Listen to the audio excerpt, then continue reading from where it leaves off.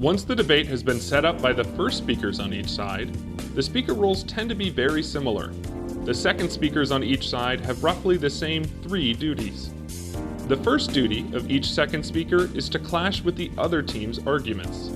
This includes not only clashing with the substantive material, but also addressing definitions, burdens, or mechanisms that have not been resolved.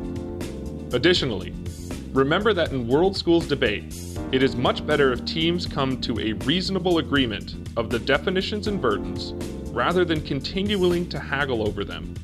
There is no strategic advantage or disadvantage to agreeing to reasonable definitions and/or burdens.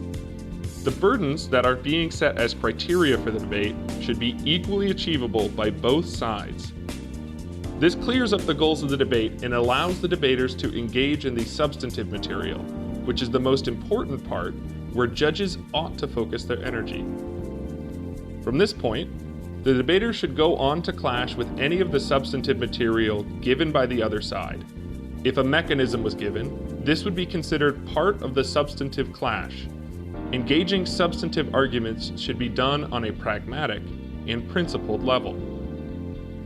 The second main obligation of the second speakers for each side of the debate is to deliver the remaining portion of the substantive material for their side, usually given as a third main argument, but it can include 2 new arguments if the team feels it is necessary. This new substantive material should not only have logical connection with the previous arguments, but it should also extend their case and show new connections back to the burden. The third obligation of the second speaker is to defend their partner's previous arguments. This is important on 2 levels. First, it defends the partner's previous arguments from attacks that were given by the opposing team. Otherwise, the attacks will go untouched until the third speech, when judges have already begun to formulate their opinion about which team may be winning the debate.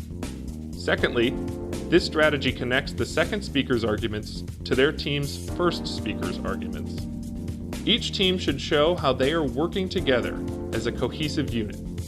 Team cohesion and clear communication can set teams apart from one another. Thank you for watching.